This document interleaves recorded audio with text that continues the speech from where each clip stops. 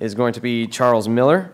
He is the president of Space Policy Consulting Incorporated and the president and CEO of Constellation Services International, a member of the board of directors of the Space Frontier Foundation, and he led the public-private partnerships section of the NSSO's research laboratory. And I believe he also spoke yesterday, so you may already be familiar with him. So, ladies and gentlemen, Charles Miller. Thank you, Ben. Just a little correction, the bio that's in the pamphlet is about 5 years old. So I am no longer the president of Space Policy Consulting. That's my old consulting firm. I went to work at NASA for 3 years. I've spent a good deal of time with James Reuther as NASA Senior Advisor for Commercial Space, and I am the president of Next Gen Space LLC right now. So I left NASA in January and have set up a consulting shop in Virginia. The bio on the website for the conference is accurate and up to date. So, I have the pleasure of replacing Lynn Harper, who is a dynamo, and sorry she can't make it.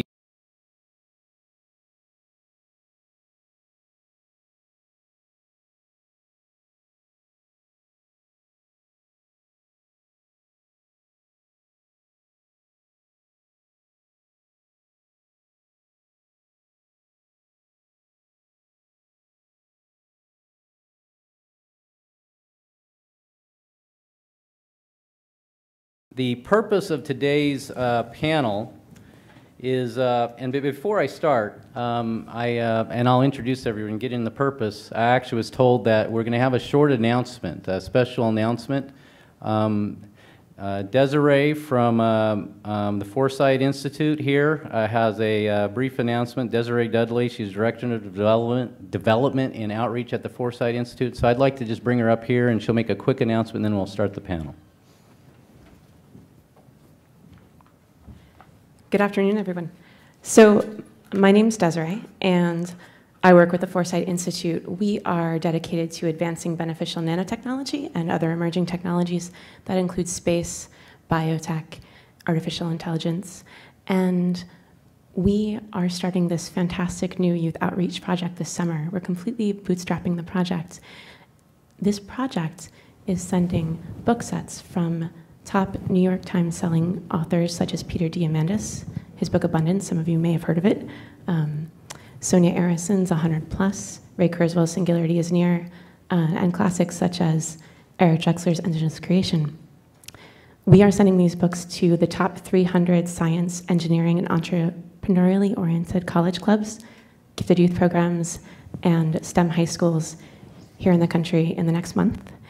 And as a direct result of me being here at this conference, we've actually started discussions with Space Frontier Foundation to include High Frontier. And if that turns out, that's going to be really fantastic.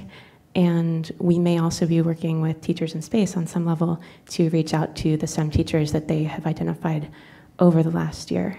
So I'm really excited about this. And we are hoping to bring these students into our communities a bit more and to incentivize them to actually read these books, and start talking to each other in their communities. They're already self-selecting here to want more community. We're also attaching to it an essay contest with a few different essay questions to bring them back into our communities and so that they can meet all of you.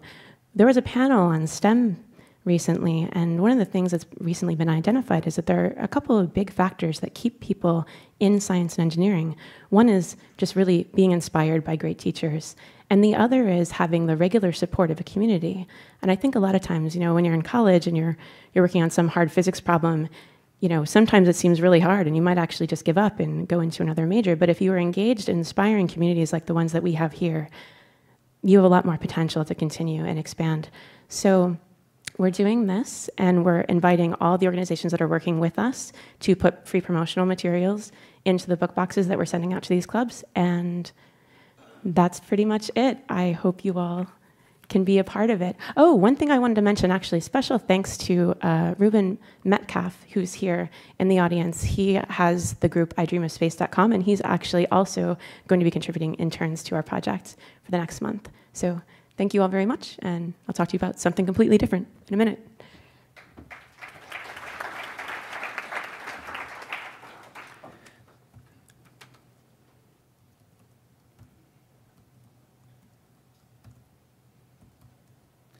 Okay. So thank you, Desiree. So the panel today that we're going to be talking about is approaching the tipping point. And Malcolm Gladwell did a book recently that popularized the word tipping point, and it's talking about exponential growth, and you reach a tipping point and all the conditions are there and growth takes off. So in this panel we're going to discuss what technology paths are critical to the success of NewSpace. What technologies in NewSpace will allow various different areas maybe to take off in a tipping point. So the group we have here, I'm going to introduce, and then I'm going to introduce them all, and then they'll briefly let them say about 5 minutes of remarks, and then we're going to have a discussion. So first up is Mark Bunger. Mark is the research director at Lux Research with 20 years of international business strategy experience as a management consultant, technology analyst, entrepreneur, and innovator. He has advised more than 40 Fortune 500 companies, led hundreds of engagements, authored over 60 reports and publications, and lectured frequently at conferences. His work is figured in leading media outlets in U.S., Europe, CNN, PBS, and many others. He's published in Biotech News, American Chemical Society, Nanoletters, and other technical regional trade journals. We also have with us Desiree, who you just met. She's the Director of Development and Outreach at the Foresight Institute. It's a think tank focused on AI, biotech, nanotech, and other life-changing developments. She's is selectively facilitating in-network relationships between scientists, engineers, entrepreneurs, and venture capitalists. And she is a strategic and marketing and business relations consultant who has helped many companies, including Skyphrase, Invivokines, One Nano, and Stanford University. Then we also have Todd. Todd Meyer-Rose is the founder and general partner of Talos Ventures. Over the last 15 years, Dr. Meyer-Rose has led a successful career in regenerative medicine, completing graduate research in craniofacial biology and the development at the University of Southern California and molecular cell biology at the Washington University of St. Louis. He has helped develop therapeutic interventions for genetic disorders, wound healing, and bone marrow transplantation. He completed his postdoctoral study at the Whitehead Institute in Boston, where he launched several successful companies, accelerating the development of emerging technologies in therapeutic intervention. And he recently formed a wonderfully named consulting firm called Evil Genius, and leverage venture capital group to provide venture funds, microloans, and executive mentoring sessions. And he's currently focused in technology sourcing and commercialization within the NASA network of scientists and engineers. He's also involved in philanthropy through various national and local charities such as Challenge Athletes Foundation and the Leukemia and Lymphoma Society. And then you got the benefit of listening to Dr. James Reuther. James is the Deputy Director of the Space Technology Program, and it's a rare occurrence that you'll get him in a suit and tie. So compliment him on his dress, because you won't see it in him much in dressing up for audiences. So I'd like to kick it off. Who's first up? We've got the slides. Who's first up? Mark? Welcome to the podium, Mark Bunger.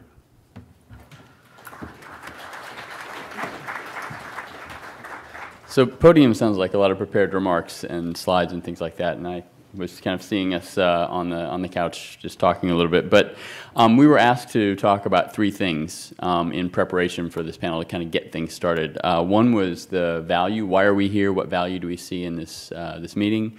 One was, how does this community attract more users? And finally, what can the community do to stimulate demand?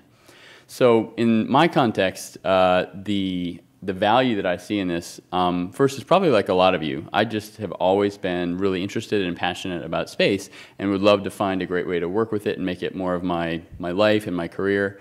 But, you know, like a lot of people that aren't in this room, practical things come in the way. So I started out, I was studying, intending to be an aerospace engineer, came across a unit in biochemistry that I hadn't really planned on taking and thought, this is fascinating. And that totally pivoted my career towards biotech. But I've still always had this passion for space. So I would love to find more things that make sense and are relevant to my clients and the work that we do. So a little bit about my company then. So Lux Research is a group of about 80 people. Most of the research team is scientists and engineers. We look at emerging technologies in every area except software. So we don't do Twitter and things like that. We look at advanced materials, new polymers, bio-based polymers, nanocomposites, new battery chemistries, new types of solar cells and things like that. We write about that for non-technical investors or semi-technical investors. Most of them are what are called the Innovation 1000. So that's the 1,000 companies in the world that spend the most on R&D as a percentage of their revenue. So it's a lot of things in chemicals, in materials, in manufacturing, and what they want from us is the next big thing, the next new thing. And space is really hard. It's a great place to find the next new hard thing. So I like space, as I think John F. Kennedy said, you know, we go there because it's hard. That's why we're interested in it. And we really like really hard stuff. So I came to the business plan competition. I was a coach for one of the business plan teams. And yeah, I've been doing these types of events for a number of years. And if you go back, say, 5 or 10 years, you'd come to a conference like this and you'd find things were either very, very mundane, and really so tied to the space industry they couldn't be brought out, or so really, you know, let's colonize the moon, let's you know, go to Pluto next year, and that type of stuff that was really not realistic. So from an industry perspective, there wasn't a lot there. This year, I think that's exactly, you know, the opposite is the case. All of the business plan teams that we saw had great applications that really are near term. Some of them are really, really needed, not just in space, but elsewhere, like the biotech firms we saw. Some of the other ones really enable space for a new group of people. So this leading into the how do we attract users?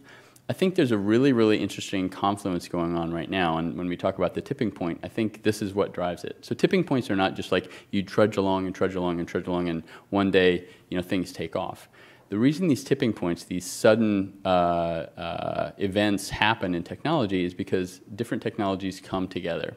And the lines that I see crossing in space right now are the decreasing cost of launch. That's great. It's not going fast enough on its own, but it's primarily the increasing value or the increasing function per kilogram that you can get. So in data, in terms of strength per kilogram, in terms of data per kilogram, in terms of all the other things that we think of function and value that something can provide, that's going up at a really rapid rate. We can put more and more and more into a kilogram or into a gram, and that's where we're going to see a lot of these applications really take off. So the intersection of those two things, I think, is the catalyst that's going to make this really, really change, and the pace of change that we've seen in the past, slow government program, commercialization, that's why I think we're at this tipping point. So I think that in and of itself will attract a lot of users.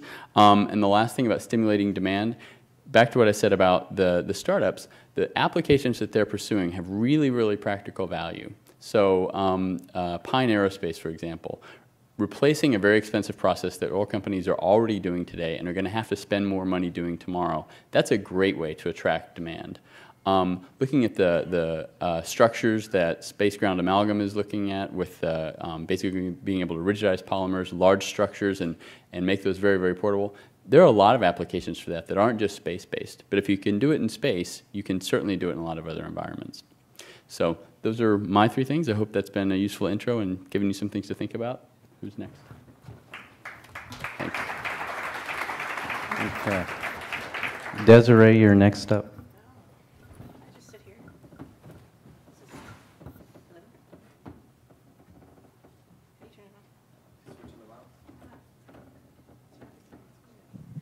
Hey guys, how's it going? So this is actually my first NewSpace conference and my first space conference ever, which has been very exciting for me. Actually, there's a lot of great people here and a lot of connections that I've made, which are absolutely wonderful. I first got here, I've been working with the Foresight Institute for about 1.5 years, and I met Baron Soka on the board of directors who said, hey, Desiree, we're looking for some new faces here at the conference. You should come to this panel. And so I thought, okay, great. I'll come and check it out. What I do at Foresight is a lot of fun. I mean, my favorite part of my job is basically going in and talking to different scientists and engineers about whatever wacky technology they've been working on for a while. And if they're missing something on their team, or if they're starting to develop a technology where it's getting to the point where it could be ready to turn into something marketable, I like to connect them up with the right people that can help them make that happen. And this is a wonderful thing. We have 30,000 people on our mailing list and in our network that are all interested in emerging technologies. And one of the reasons why I'm really here is because in 2.5 days at a wonderful space conference, one of the things I've noticed is actually there's been very little mention explicitly of nanotechnology, for example. I noticed that so I was doing my homework for the panel, and I said, oh, wait, the NASA Tech Roadmap is actually on the list as something that we should be talking about. I should probably go check that out. Actually, also for any of you, especially if you're a space enthusiast, but you're not particularly familiar with the details of NASA's technologies, this information is publicly available on the web. So the most recent version, I think, is April 2012. You can just go look that up. The section on nanotechnology alone is 27 pages, and really it's just an overview. So hopefully we'll be talking more about that, and I would love the chance to talk to you all more about the possibilities that can emerge. Todd? Thank you very much. So first of all, thanks for inviting me here. I'm very new to the space industry, so only literally 4 or 6 months. So I've learned a lot already, and I'm anxious to learn a lot more. I think Mark gave a nice summary, so I'm going to keep this very brief. I'm anxious to get on to the panel discussion part. As you heard, I started my academic career actually a little bit before that at the University of Kentucky. And all of my research from then on has been very application-based. So the things that I'm really interested in developing as emerging technologies are things that have application to a problem. So I like creating solutions through disruptive technology. So my first project at University of Kentucky was this obscure yeast mating type that happened to be an opportunistic infection in HIV patients. So kind of take an emerging technology, then apply that to something that became a very big problem. After that, I bought my first pair of shoes and went to graduate school out in Los Angeles, and did a little bit of work out there in gene therapy and some bone marrow transplant modeling. Through that, ended up in Boston, ended up doing some consulting through biotechnology companies in the area. And that was when I was introduced to this whole spectrum of adjacent technologies that have been developed in places you wouldn't expect, NASA being one of them. You guys don't just make rockets, you don't just make spaceships, you make medical devices, you make data handling systems, you make a whole spectrum of technology that the average person, and myself included at the time, didn't know was being developed in here. So those are the things that now, as working in venture capital and private equity, those are the kinds of things that I like to look for, where you have a technology that's maybe going to an endpoint, but while you're on that path, you find all of these amazing adjacent applications for the technology you're developing.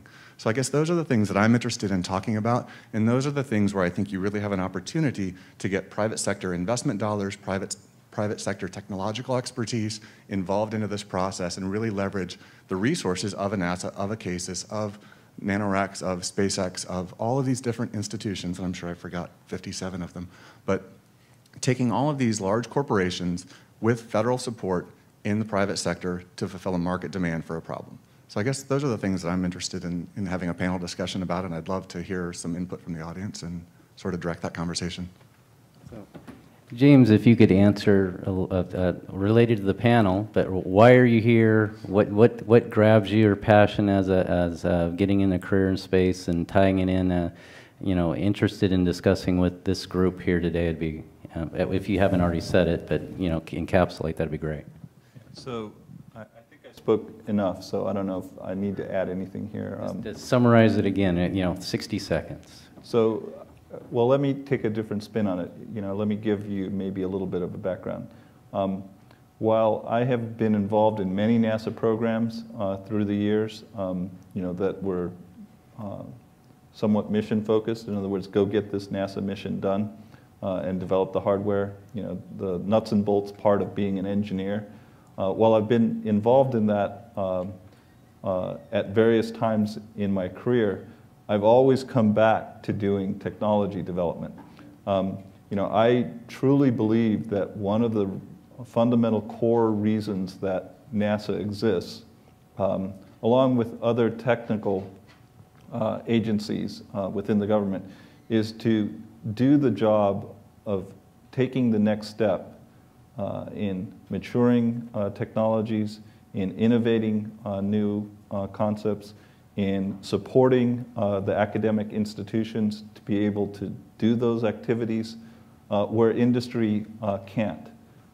If we don't have that pipeline of activities, support for academia, and the creation of new ideas, new concepts, innovation, supporting the people to do those things, and then taking those at least to the point where they have a chance of getting into the marketplace.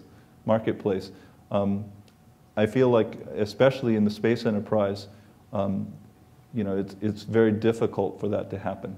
The cost of access to space is so extreme, even with some improvements that have occurred lately. It's still so high that most people can't get there if they are a garage entrepreneur that's trying to figure out how to do the next great thing. It's a very difficult environment. So to the extent that the government could help do that, that's what passions me. Okay, great. And I'm just going to add a few remarks about why I'm here and my thoughts on the tipping point, and then we'll have a discussion, open up for discussion. The reason I'm here is I've dedicated my life to expanding human civilization across the solar system. I want to incorporate, as part of that, the entire solar system into our economic sphere of influence, but it's about expanding humanity, human civilization, into the cosmos. It's getting off this planet forever. That is a audacious, grand purpose, and I'm willing to dedicate my life to it. I did it decades ago, and I love what we're up to, and technology is absolutely critical to that. And the only way we're going to do that is hit some tipping points in partnership between the best of private industry and the best of government, and doing, each doing what it does best, getting the roles and responsibilities right, and then working together. A little thoughts on this, the subject of this being a tipping point. It wasn't mentioned, some of you know. I'm the co-founder of NanoRacks on the International Space Station. It's basically was created about 5 or 6 years ago as an idea, and spun out of my prior company, Constellation Services International, as its own company. And it's now at the ISS with over 60 payloads in backlog, and it's cash flow positive and doing wonderful. You can, if you're a college, you can get a payload on the space station for $25,000 and do real microgravity research.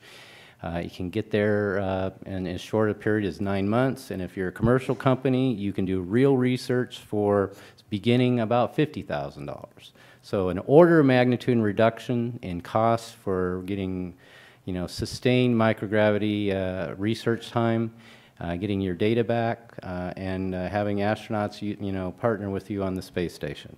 I am convinced that Moore's Law is coming, and it's coming in the form of CubeSats and nanosats, and it's going to disrupt everything. And those of you, and you see this reflected in the business plan competitions, and NanoRacks is like the first example of a profitable enterprise that's starting to disrupt this industry. And there's many more to come, and it's Moore's Law, and it's just leveraging that, what's going on in private industry, and the fact that NASA is doing Edison and Franklin, and means that NASA is committed to this too, and leveraging it, and NASA Ames is the center of CubeSat technology within the agency. So without any further comments, I'd like to throw it up to down the audience. What are the top 2 or 3 technologies that are critical to advancing a tipping point? That you got a great audience here. There's people from NASA and other companies here who can invest in it. They might think of investing their corporate money in it, you got private investors, and you also have the deputy director of the Space Technology Program. So what's the top 2 or 3 technologies? Go down, and then James will tell you maybe what he thinks too, but he might stay silent. We'll find out.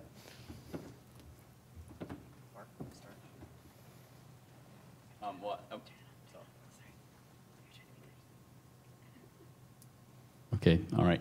I'd actually second what you said about CubeSats, nanosats, and that hardware platform. So one really critical factor that you always see when a new technology hits that tipping point, that could be the railroads, that could be computers, the things that we've just in our lifetime seen happen, is standards.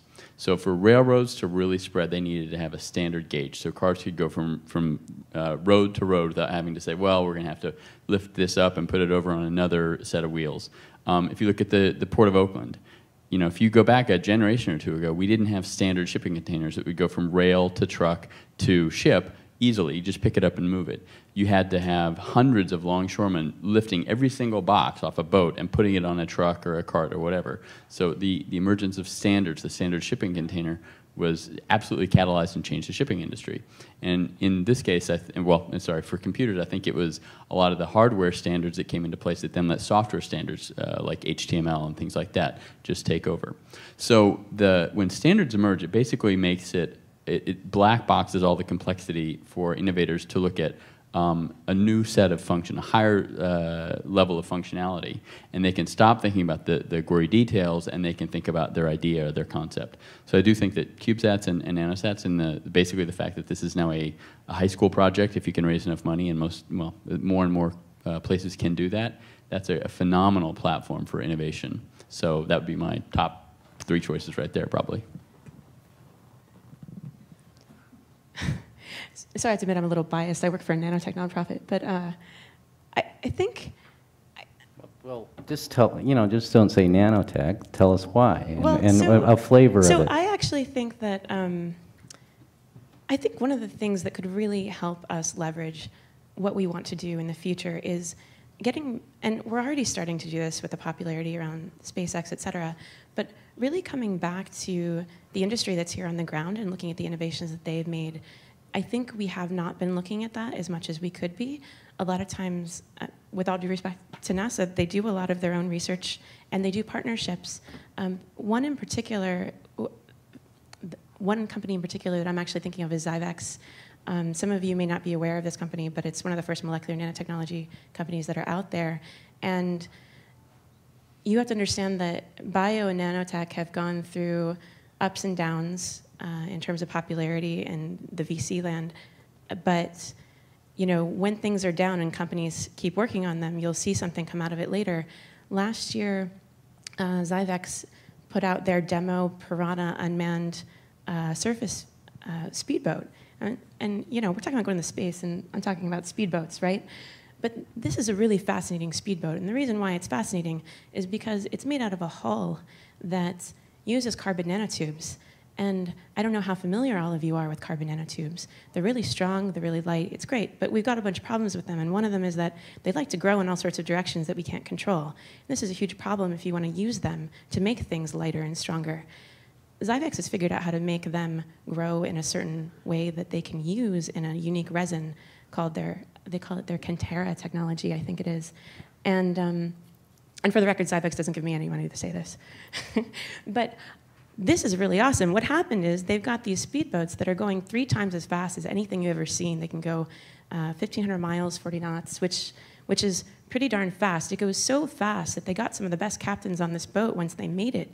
And they were getting sick taking it at the highest speeds that they could go across the water. And of course, then the military became very interested, and they started looking at it. And then Jim Von Air said, I need to go start looking at AI because I need to have something that's unmanned to use this boat, right? But if we can do this with boats and it's going faster than we can handle as human beings on water, what could we do with a technology like that going into space? I really think we need to look into partnerships like that a lot more and look at what we're doing to be more effective. And you said 3 things, but I think there's a lot of stuff embedded in there, so I'll just leave it at that and give it to Todd. So I think I just want to echo what Mark said. I think a lot of his comments are spot on. this standardization, and I don't know if Peter Platzer's in the room, but the NanoSatisfy, I think he hits a lot of things that I really find interesting. There's standardization of your payload, there's educational outreach, which I think is huge and very important, and he's mounting sensors, okay? So I'm just gonna kind of leave it at that for now, but that ties into one of my three things. So I think you're talking about different timelines of development. So let's talk about sensors for, let's say, Earth observation. The minute you turn that thing on, you have a source of revenue. You have something that you can sell to people, whether you're talking about agricultural oversight, high value asset tracking. I mean, there's obviously, you know, the applications. So that's something that I think is very close to market. And a lot of the technology is already in place. You're already using it in satellites that are in orbit. They're already on their way up to the ISS. NanoRx, for example, I think has something in the pipeline. So that's sort of an immediate solution. Something a little bit mid-market, 18 months to 24 months, medical devices. There's nobody on the planet that does remote medicine better than NASA. It's extremely remote medicine, but it has tons of applications here terrestrially. So for patient care in places that are not very accessible, you guys are producing a lot of stuff that's immediately deployable with very few regulatory disruptions because you've already used it, you've prototyped it, there's safety checks in place. The clearance pathway is very easy compared to a lot of other medical devices that you have to work with. So that's probably my second one. And for number three, I really like additive manufacturing. I think it's a bit far off, but as far as something that requires some patient R&D and some patient money with tremendous outlay in 15 years maybe, depending on application, and we can talk in specifics if anyone's interested in this, I think that's a tremendous area of interest from corporate partnerships and from people like me in venture and private equity. So those are my three. Additive manufacturing. What's that mean? Fancy 3D printing. Okay. Well, you know 3D printing. I think that, okay. So James, they think nanotech, biotech, standards, and 3D printing. What do you have to say to that? So I would say that it depends on what you want to do. If it is low Earth orbit, if it is having a greater space enterprise in low Earth orbit, then it's one set of technologies that you really have to think about. If it's what you presented as your goal, which is colonizing the solar system with people, it's a different set of technologies that you really have to invest in. So we are trying to take, NASA's trying to take the holistic approach of saying, hey, we have to put some bets on all of these things, not just one set. I won't focus on the human colonization of the solar system. That's a great topic to talk about. Everyone gets really excited. We could talk about all the technologies involved. There are huge challenges and huge roadblocks, but I'll leave that and talk about the low Earth orbit. How can we create the market space so that everybody can have access to it and do all these great things? Just because the other panelists have sort of focused on that as well. If you take the standardization approach, I think that that's already happened. The reality is that's past the tipping point. Standardization of CubeSats, 1U, 3U, et cetera, has happened. The structures for those have, standardization has occurred. Even power for them, deployable solar arrays for very small CubeSats, it's there. I mean, people use them every day. Every year there are multiple dozens of CubeSats that are launched and are flying. And some of them are done by just students doing it with very small amount of funds. It's fantastic.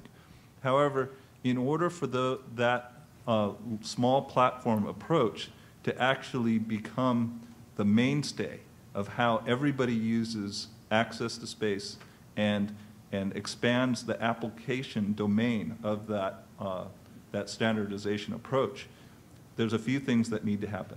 One is that currently it's very difficult to control these spacecraft, these small spacecraft, once they're there. Big spacecraft use reaction control systems to actually maintain position, orientation very accurately. You need to be able to do that with these smaller spacecraft, which means either propulsion or reaction control systems that actually allow them to do that.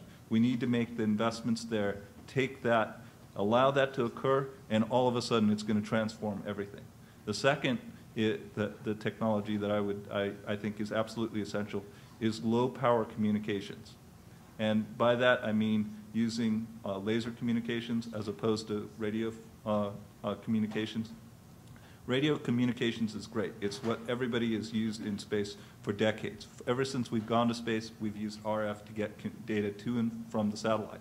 can't do that for small spacecraft, in my opinion, because the power consumption is just too much. So if you're really going to use those small spacecraft to do something essential or useful, you got to have great communications. Third technology that's essential in order for this to actually take off, besides communications and besides keeping the thing oriented, is just realizing, and I'll go back to what my colleague here on stage said, was having the next generation sensors. Taking the sensors that we use for very large satellites today that point at the ground and pick up data, and using Moore's law to shrink those sensors down to the point where they could be put on these smaller assets. If you do those three things, it changes everything. Did anybody have any comments or follow-up comments, and then we'll open it to the audience? Go ahead. Just wanted to add, if you're interested in 3D printing or additive manufacturing, I happen to be wearing some cufflinks that I made with 3D printing, my iPhone case, but most important, I also have some, you can touch it and look at it. But most importantly, is Aaron the CEO of Made in Space here? Okay, earlier in the week, actually one of the other coaches in the business plan competition is the CEO of a company called Made in Space that does 3D manufacturing in space. So. Okay. Well, we're going to open it up to the audience. Please raise your hand. Do we need a... I want to tell our online audience that we are also taking questions, and I'll be feeding them to our moderator, or if we have a breakdown there, I'll also be raising my hand to ask questions for you. So to our online audience, we are actually listening. So, Al, right over here, microphone. Introduce yourself. Al Globus, San Jose State at NASA Ames Research Center. The CubeSats are well standardized. What about the larger sats?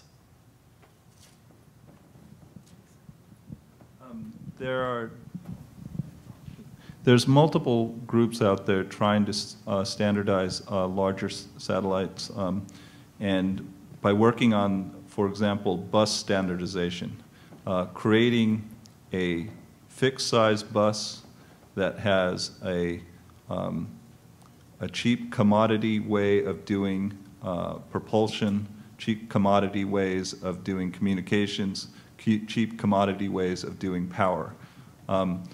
There are multiple groups that are working on that. The technologies are in hand. I don't think that NASA, per se, should play a role when, okay, those technologies are there. There are industries, commercial entities that could go out and say, hey, we're going to come together as a consortium and put together a standard. NASA would certainly play a role and help and participate in some of those interfaces to establish those standards. But I really believe that that's the domain of the competitive market to establish what that should be. That's the way it grew up in other industries. It should not be government-driven when you go to those larger platforms, in my view. Okay, others? Any other questions? Just Gentlemen, want to add over on to that real quickly. Okay. I think that's a crucial point, and not just relative to satellites, relative to any technology that NASA is assisting to develop. At some point, it's the role of NASA to help get over an insurmountable technological hurdle, and then it's up to the private market to demand how to apply that. And as he said, you have to put that under the Occam's razor of efficiency, right? Capital markets will demand a certain product, and if you're trying to force it in another direction because you have the institutional leverage, then you're not really externalizing your technology. Okay. This gentleman, announce yourself. Yeah, I'm Andy Quast from Northrop Grumman Corporation at Kirkland Air Force Base, working One of primarily those with big satellites you can standardize. No, actually, and I want to comment on both, because on the large satellite for the operationally responsive space office, we're developing the modular space vehicle, which is probably a fraction of what a satellite that size would have cost just 5-6 years ago. So, we can mass produce these things and do some really interesting work by standardizing large satellites, and large size of a Volkswagen, not the size of a GPS. But also interested, James, in your comment on the control systems in the small sats and CubeSat range. Some recent technology was really looking at CMGs and things like that for controls. we're developing something called a reaction sphere, which is a floating magnetic sphere, which a single component, which is about a 1U size, is replacing what is traditionally done with 3 CMGs in order to get all 3 axes, because it's multi-axial. And so, I mean, I think we're taking technology beyond what is standard and starting to do some really high-tech stuff that's going to revolutionize, and not just Northrop Grumman, but a lot of the large and small satellite developers are working some real interesting concepts here, and it should be operational within about a year or 2. So, any comments on that? Next, there was no question there. Next question, this gentleman.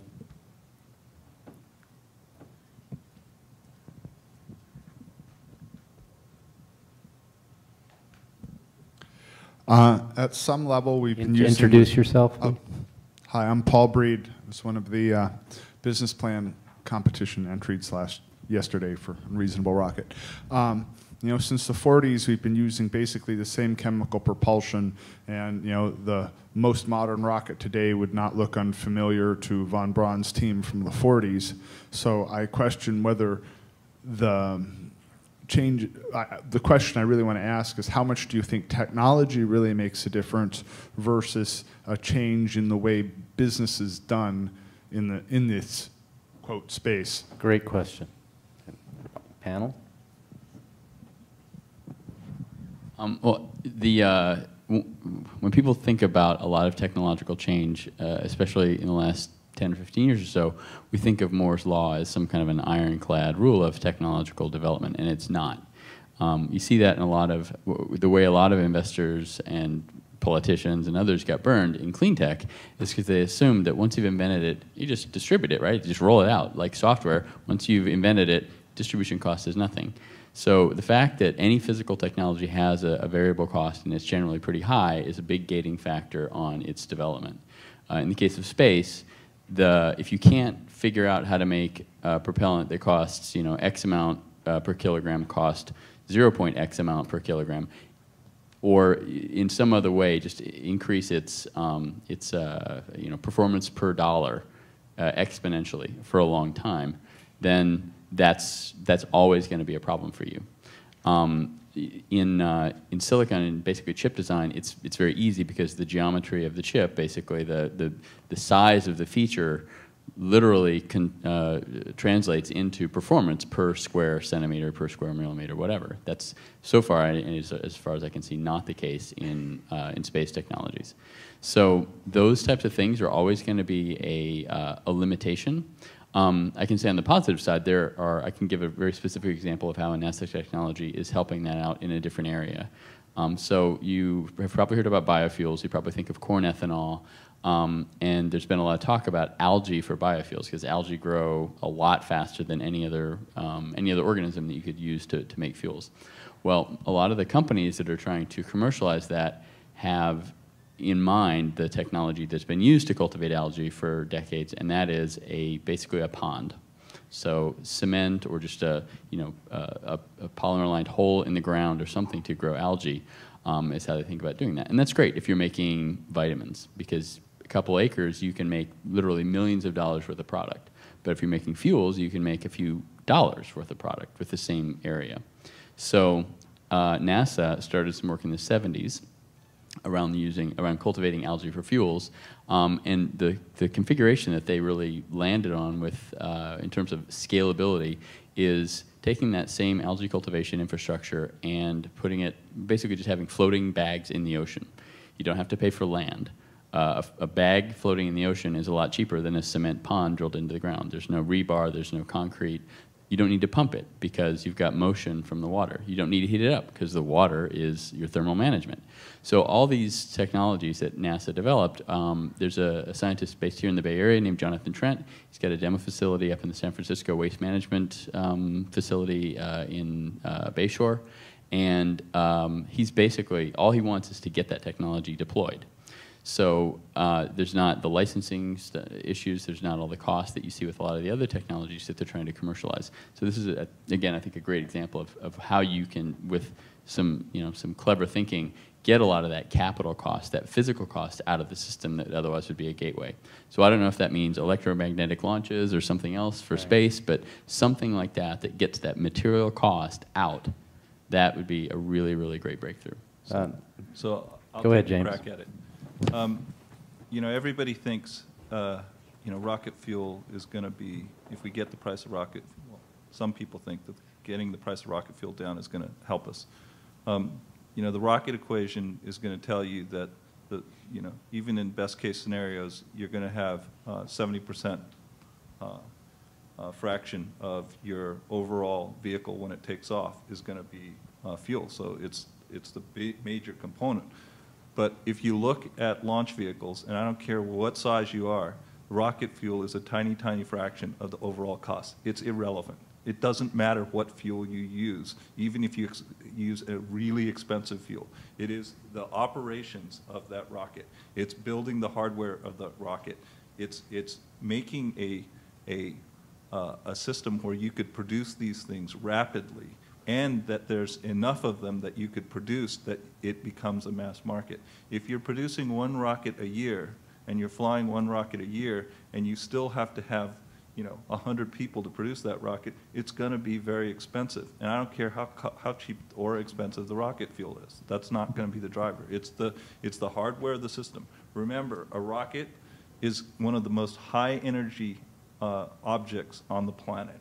You're putting more energy through that system than you are almost anything else that exists.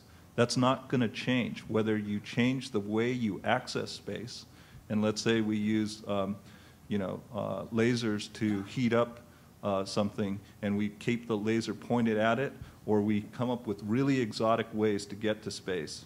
It's still a high energy operation. And that high energy operation is going to require some serious engineering to get it right and make it reliable. And if you can't produce it in large quantities and fly large numbers of them, those costs are still going to remain high.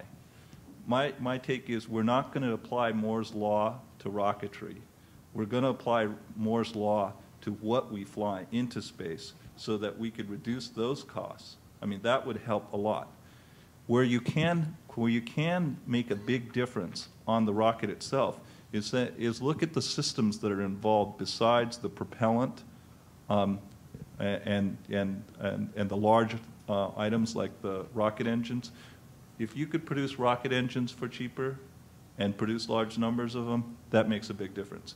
If you look at the avionics packages of rockets, they tend to be very expensive and using very old technology.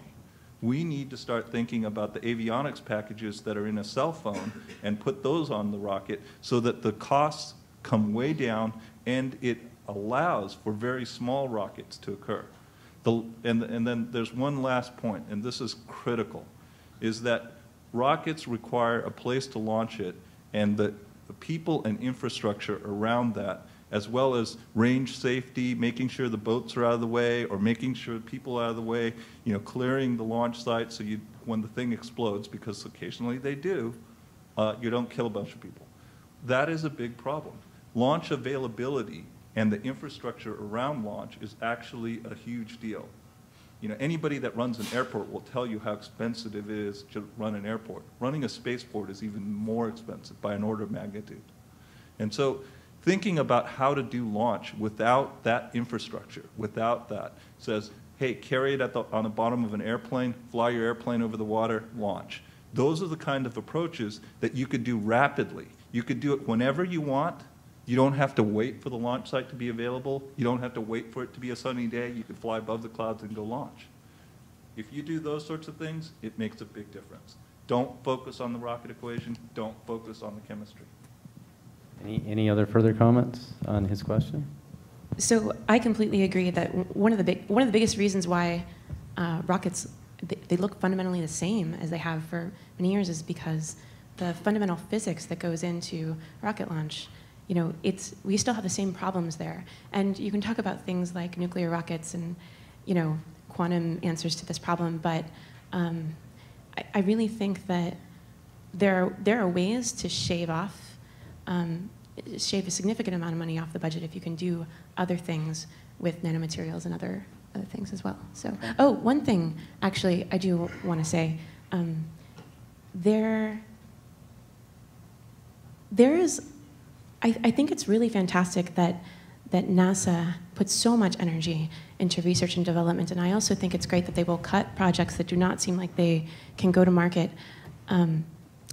However, the technology has changed a lot in the last 25 to 50 years, and there are certain projects, there's certain research that is out there that some people haven't looked at these designs in 30 years, and they were killed because they weren't working in the 70s. But it may be the case that we can actually look at some of those old technologies that got dropped and see if they can apply to some of the technologies we developed in other areas, and I would really love to see that. Old designs, new technologies. Yes, and that synthesis there I actually think has a lot of potential. It would be really great. I think this is a great way to connect, you know, kind of the older, more established, very knowledgeable generation, you know, of space experts with some of the young people who are coming up who have all sorts of great ideas. So. Okay. One of the things that I heard Paul ask that I just wanted to comment on is changing the business model. So yeah, I think there's agreement that focusing exclusively on technologies is not, and like the chemistry and stuff is not it, not totally it. But I'll say that NASA and industry, I've already changed the business model. We've proven using the same technologies, but changing the business model can have a huge impact. And it's called, what Elon did a few months ago, was started, the US government had COTS for demonstrating a new business model, COTS and CRS. We are doing funded Space Act agreements that NASA has this ability called Other Transactions Authority to do streamlined capability development. And it proved we can do it. For about $400 million, SpaceX, in partnership with NASA, demonstrated a brand new way of developing new capabilities using basically all existing technologies. For about $400 million, we got the Falcon 1, the Falcon 9, multiple new engines, and demonstrated the Falcon 9 and Falcon 1 technology. And NASA actually did a cost estimate using NASA's traditional cost estimating tool of what it would have taken to develop that capability using our traditional NASA approach. And the estimate was $3.9 billion. So changing the business model can have nearly an order of magnitude effect in some cases. And this shouldn't be news. Clayton Christensen's disruptive theory really talks about changing the business model is the key. If you're using the same business model, you're not going to get the full impact. So next question. This gentleman over here.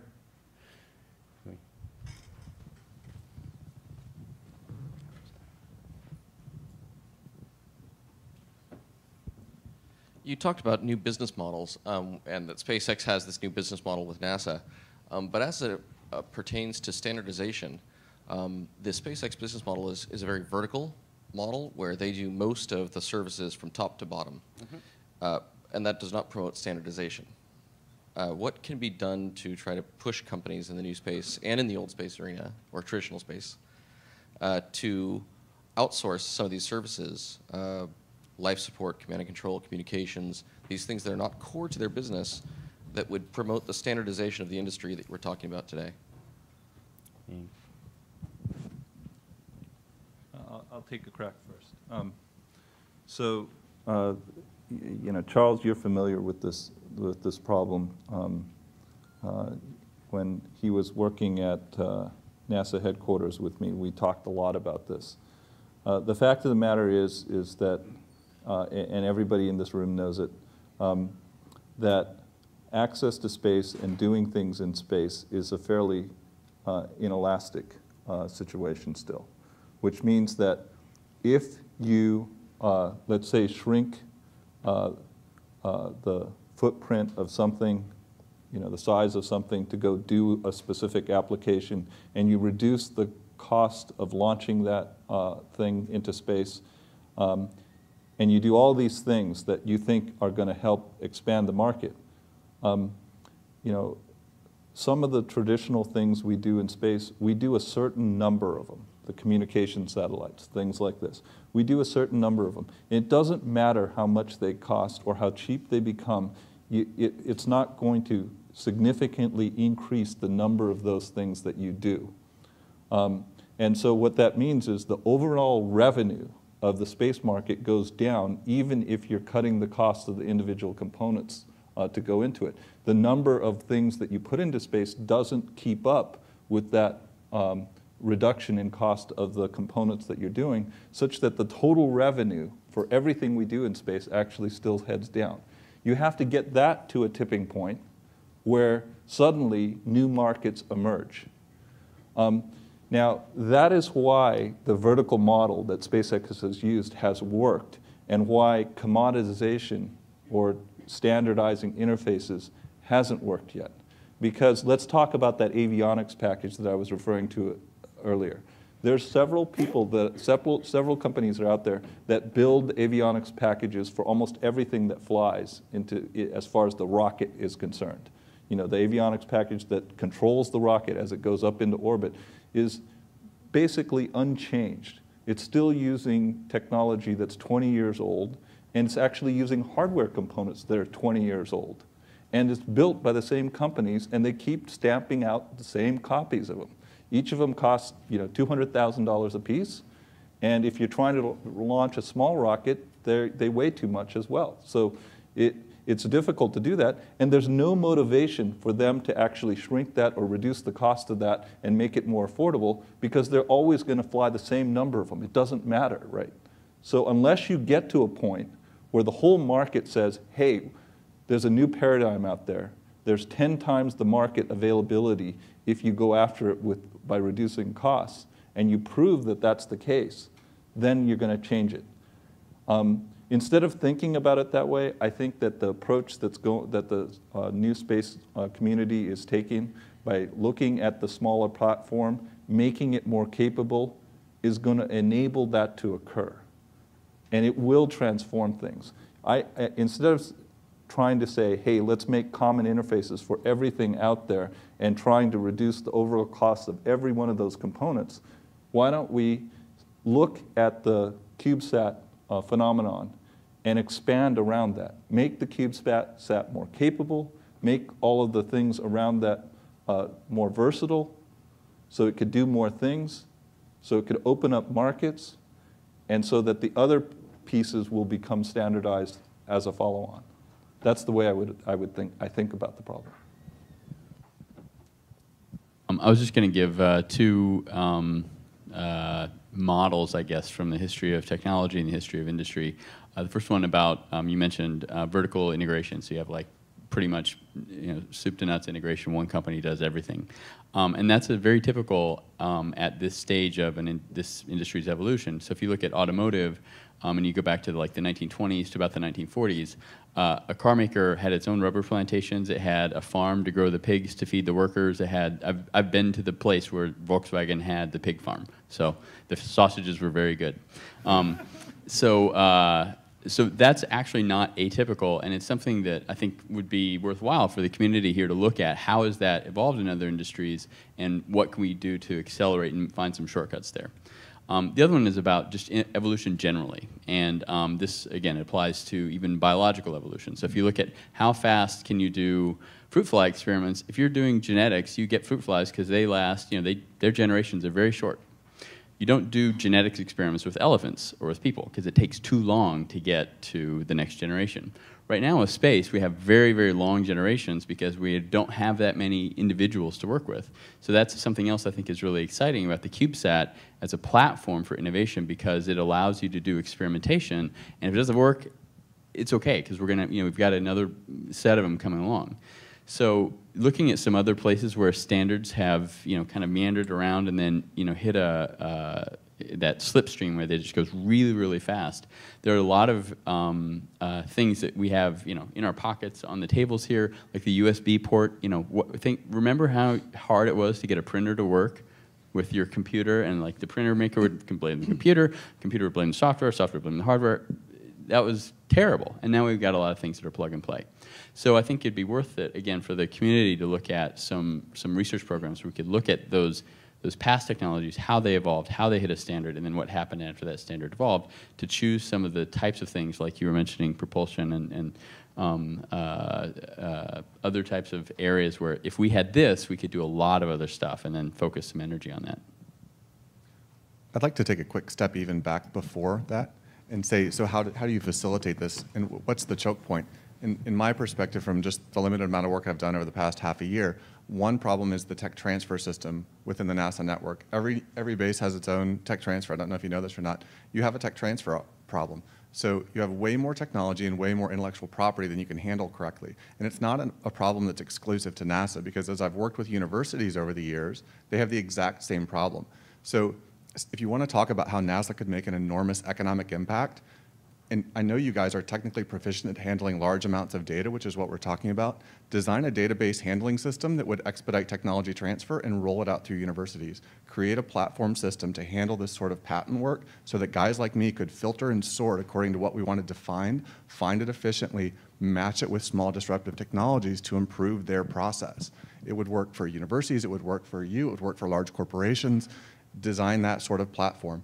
The other thing that I would say is put this technology, to also put this technology in the hands of more people, is this educational outreach aspect of it. So I know Eric Elias is here. He's in the back. He has a company called Pegasus Hardware. What they do is they create small modules of hardware and software that go out as learning kits. They deploy to 3rd graders all the way up through 12th graders, and they teach them rudimentary systems of programming. You can start with 3rd graders with very visual programming languages such as Scratch. There's a small, very simple microcomputer called a Raspberry Pi. You can learn how this works, and then by the time you have a high schooler, he's moved from Scratch to Arduino up to programming in C, and you have a new software engineer who might take a piece of NASA technology and use it in a way that you've never thought of. So I think those are my 2 key points on that: tech transfer and educational outreach. Next question. This gentleman back here. Hello. I work at Ames. I work in molecular biology, but my background's in economics, and I happen to think of regulatory systems as a type of technology, and I think this might be a little far afield, but if you plot... Could you want to say your name, or you want to... Joseph Grace. Joseph Grace. Hi, everybody. If you plot kind of measures of economic health along next to, say, strength of property rights and rule of law, you get a really strong correlation. And it changes with time based on the change of regulatory system that you're dealing with. And if you were to put space as a place on that graph and compare it with countries, it would look pretty bad. The regulatory system that's in place up there was basically developed during the Cold War to ensure, okay, we don't want you to build a moon base, you don't want us to build a moon base, let's split the difference. So, shared trust for all mankind is really cool and all, but it does not promote development.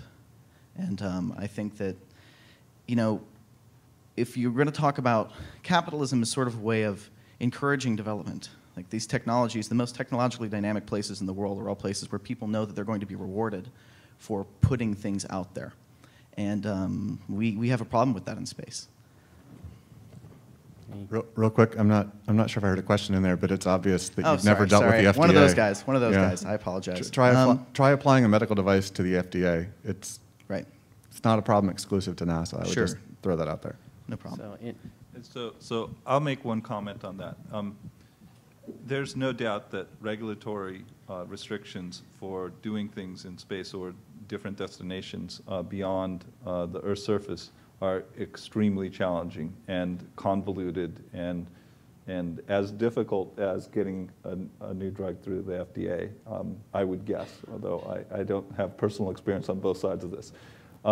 One thing that I will say is I do look at some of our adjacent capability areas. For example, look at wireless, the wireless domain. I mean, there is a hunger and a demand for frequency spectrum that is unbelievable. I mean, there's competition there. Everybody wants a piece of that pie, right? I mean, and everyone from Google to the smallest wireless company is looking for a slice of that pie. And because there's that demand, the regulatory situation there is changing because there's a lot of pressure to change it. I put it to you that it's up to us, the folks that are part of this community, to provide the pressure for that regulatory change. In other words, let's build lots and lots of CubeSats and say, we want to go fly these because these things can make a complete transformation in the way we do things in the future. If we create that space of capability, then we will have the pressure to change those regulations. Without that, there's no government motivation, or for that matter, anybody's motivation to change those regulations. One quick last final thoughts, 15 seconds each person, and then we'll wrap it up. Any final thoughts? Anybody going to add? I would say, so we're near the coast, and if you ever see surfers out there, they know when there's a wave, sometimes they need to paddle fast to catch it, or else they might as well just not do it. And I feel like this is one of those times where this is a good time to paddle fast. Other times when there's no wave there, paddling won't get you anywhere. It's just a slow swim. But this is a good, I think, like I said, with a lot of the technologies we've seen coming here, it feels like a good time to start paddling. So don't be discouraged. This is the time to, get your energy. So I completely agree with that. I mean, with the recent success in space and SpaceX and the changing economic, situation that we have to change and we have to adapt if we want to achieve the goals that we have. And one of the best ways to do that is become more educated about the limiting factors that we have here. I also think that VCs and investors who are on the private side need to get more educated so that they can invest in the right things. And I can help with that. Todd? So I guess my one quick point is a lot of the overhead and obstacles that you see to the technological development, whether that is tech transfer or regulatory, whatever, it's really easy to pick on NASA. But I will tell you from working in different industries, these are problems that are in every large corporation, in every sector of industry, anywhere you want to work. These are not exclusive to NASA. I think they're handling it as well as they possibly can, given the size of their organization. And I would rather be on the other side pushing for the progress rather than dragging my feet complaining about the process. So I think that's my one quick point. I'll end it by just saying that NASA is here as a partner to the entire space enterprise community. That's everybody from one guy that's working in a garage all the way up to the big aerospace companies.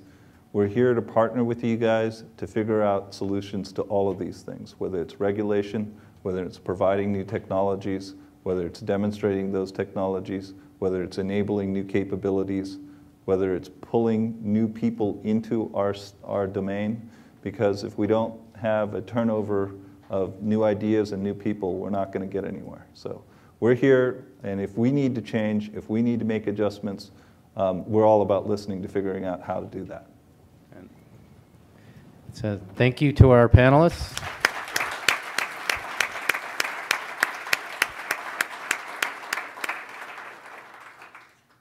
And if anybody wants to send James any feedback, you can get a hold of me, and I'll help you. So, since that was an implied invitation I heard there. All right, let's thank our panelists one more time. Recently that popularized the word tipping point, and it's talking about exponential growth, and you reach a tipping point and all the conditions are there and growth takes off. So in this panel we're going to discuss what technology paths are critical to the success of NewSpace. What technologies in NewSpace will allow various different areas maybe to take off in a tipping point. So the group we have here, I'm going to introduce, and then I'm going to introduce them all, and then they'll briefly let them say about 5 minutes of remarks, and then we're going to have a discussion. So first up is Mark Bunger.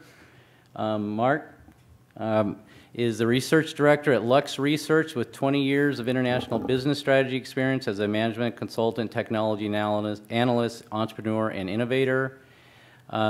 He has advised more than 40 Fortune 500 companies, led hundreds of engagements, authored over 60 reports and publications, and lectured frequently at conferences. His work is figured in leading media outlets in U.S., Europe, CNN, PBS, and many others. He's published in Biotech News, American Chemical Society, Nanoletters, and other technical regional trade journals. We also have with us Desiree, who you just met. She's the Director of Development and Outreach at the Foresight Institute. It's a think tank focused on AI, biotech, nanotech, and other life-changing developments. She's is selectively facilitating in-network relationships between scientists, engineers, entrepreneurs. You know, and start talking to each other in their communities. They're already self-selecting here to want more community. We're also attaching to it an essay contest with a few different essay questions to bring them back into our communities and so that they can meet all of you. There was a panel on STEM recently, and one of the things that's recently been identified is that there are a couple of big factors that keep people in science and engineering. One is just really being inspired by great teachers, and the other is having the regular support of a community. And I think a lot of times, you know, when you're in college and you're working on some hard physics problem, you know, sometimes it seems really hard and you might actually just give up and go into another major. But if you are engaged in inspiring communities like the ones that we have here, you have a lot more potential to continue and expand. So we're doing this, and we're inviting all the organizations that are working with us to put free promotional materials into the book boxes that we're sending out to these clubs, and that's pretty much it. I hope you all can be a part of it. Oh, one thing I wanted to mention, actually, special thanks to Ruben Metcalf, who's here in the audience. He has the group idreamofspace.com, and he's actually also going to be contributing interns to our project for the next month. So thank you all very much, and I'll talk to you about something completely different in a minute.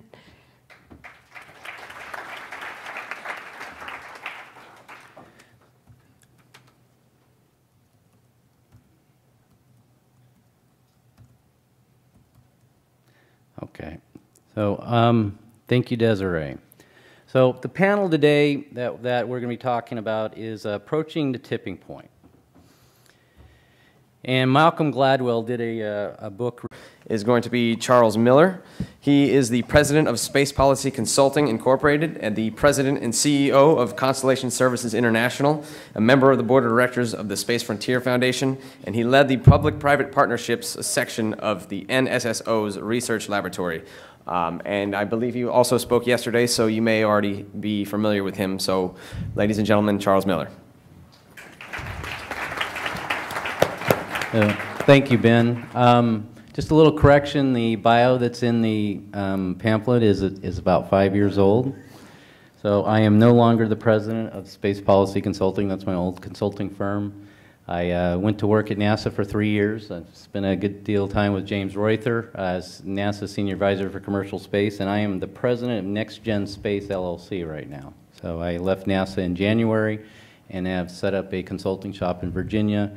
The bio on the website for the conference is accurate and up to date. So, so I have the pleasure of replacing Lynn Harper, who is a dynamo, and sorry she can't make it.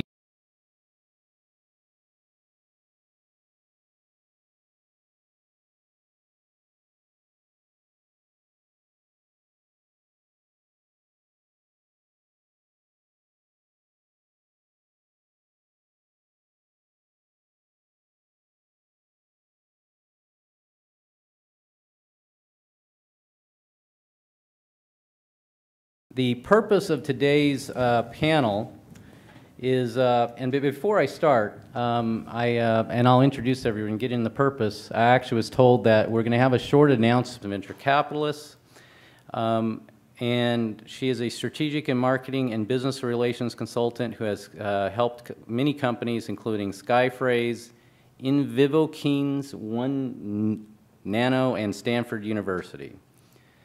Then we also have Todd Meyer-Rose is the founder and general partner of Talos Ventures. Over the last 15 years, Dr. Meyer-Rose has led a successful career in regenerative medicine, completing graduate research in craniofacial biology and the development at the University of Southern California and molecular cell biology at the Washington University of St. Louis. He has helped develop therapeutic interventions for genetic disorders, wound healing, and bone marrow transplantation. He completed his postdoctoral study at the Whitehead Institute in Boston, where he launched several successful companies, accelerating the development of emerging technologies in therapeutic intervention. And He recently formed a wonderfully named consulting firm called Evil Genius, and leverage venture capital group to provide venture funds, microloans, and executive mentoring sessions. And he's currently focused in technology sourcing and commercialization within the NASA network of scientists and engineers. He's also involved in philanthropy through various national and local charities such as Challenge Athletes Foundation and the Leukemia and Lymphoma Society. And then you've got the benefit of listening to Dr. James Reuther.